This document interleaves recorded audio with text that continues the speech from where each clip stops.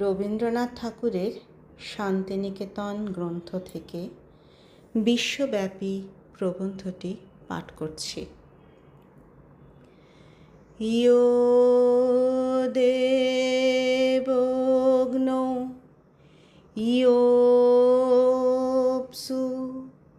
ইয়ো বিশ্বং ভুবনমাবিবেশ ইয়া ওষধীষু ইয়ো বনস্পতিষু তস্मै দেবায় নমো নমঃ।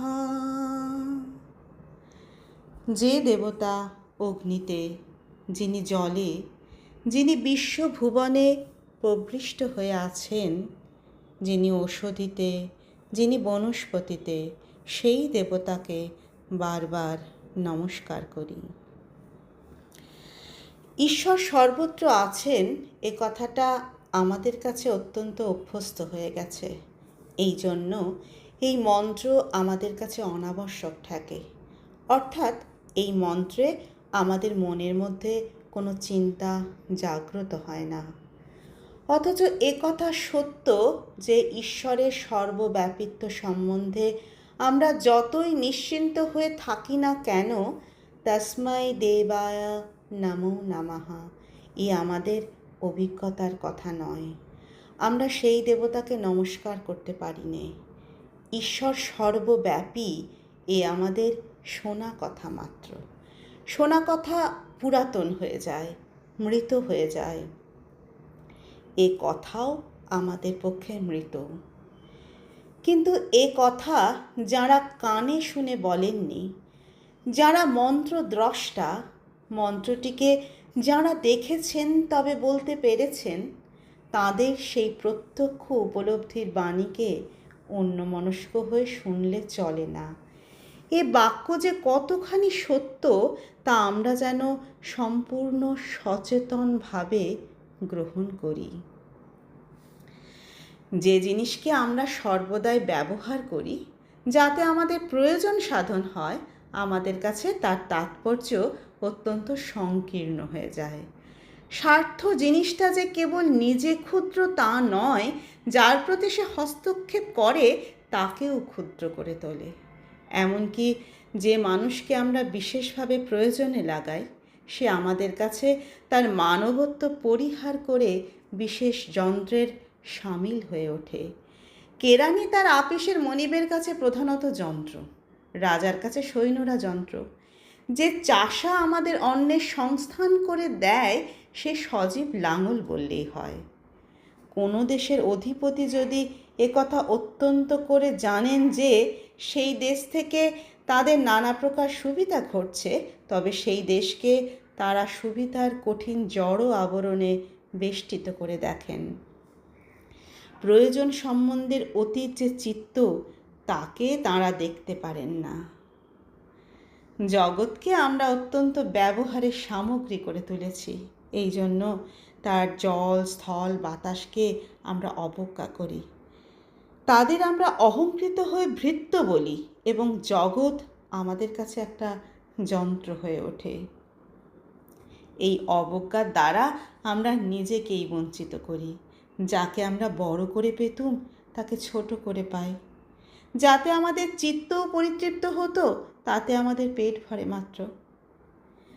যারা জল, স্থল, বাতাসকে কেবল প্রতিদিনের ব্যবহারের দ্বারা জীর্ণ সংকীর্ণ করে দেখেননি, যারা নিত্য নবীন দৃষ্টি ও উজ্জ্বল জাগ্রত চৈতন্যের দ্বারা বিশ্বকে অন্তরের মধ্যে সমাদৃত অতিথির মতো গ্রহণ করেছেন এবং চরাচর সংসারের মাঝখানে জোর হস্তে দাঁড়িয়ে বলেছেন, ইয়ো দেবগ্নো ইয়োপসু ইয়ো বিশ্বং ভুবনমাবিবেশ ইয়া ওষধীষু ইয়ো বনস্পতিষু তস্मै দেবায় নমো নমঃ। তাঁদের উচ্চারিত এই সজীব মন্ত্রটিকে জীবনের মধ্যে গ্রহণ করে ঈশ্বর যে সর্বব্যাপী এই জ্ঞানকে সর্বত্র সার্থক করো। যিনি সর্বত্র প্রত্যক্ষ, তাঁর প্রতি তোমার ভক্তি সর্বত্র উচ্ছ্বসিত হয়ে উঠুক। বোধশক্তিকে আর অলস রেখো না। দৃষ্টির পশ্চাতে সমস্ত চিত্তকে প্রেরণ করো। দক্ষিণে বামে অধোতে ঊর্ধ্বে সম্মুখে পশ্চাতে চেতনার দ্বারা চেতনার স্পর্শ লাভ করো। তোমার মধ্যে অহরাত্র যে ধী শক্তি বিকীর্ণ হচ্ছে, সেই ধী শক্তির যোগে ভূর্ভুবস্য লোকে সর্বব্যাপী ধীকে ধ্যান করো। নিজের তুচ্ছতা দ্বারা অগ্নি জলকে তুচ্ছ করো না। সমস্তই আশ্চর্য, সমস্তই পরিপূর্ণ। নমো নমঃ, নমো নমঃ। সর্বত্রই মাথা নত হোক, হৃদয় নম্র হোক এবং আত্মীয়তা প্রসারিত হয়ে যাক। যাকে বিনামূল্যে পেয়েছ তাকে সচেতন সাধনার মূল্যে লাভ করো। যে অজস্র অক্ষয় বাহিরে রয়েছে তাকে অন্তরে গ্রহণ করে ধন্য হও। ইয়া অসধীষু ইয়ো বনস্পতিষু তস্मै দেবায় নমো নমঃ। পূর্বছত্রে আছে যিনি অগ্নিতে, জলে, যিনি বিশ্বভুবনে প্রবিষ্ট হয়ে আছেন। তারপরে আছে যিনি ঔষধিতে, বনস্পতিতে। তাঁকে বারবার নমস্কার করি। হঠাৎ মনে হতে পারে প্রথম ছত্রের কথাটা নিঃশেষ হয়ে গেছে, তিনি বিশ্বভুবনেই আছেন। তবে কেন শেষের দিকে কথাটাকে এত ছোট করে ঔষধি, বনস্পতির নাম করা হলো?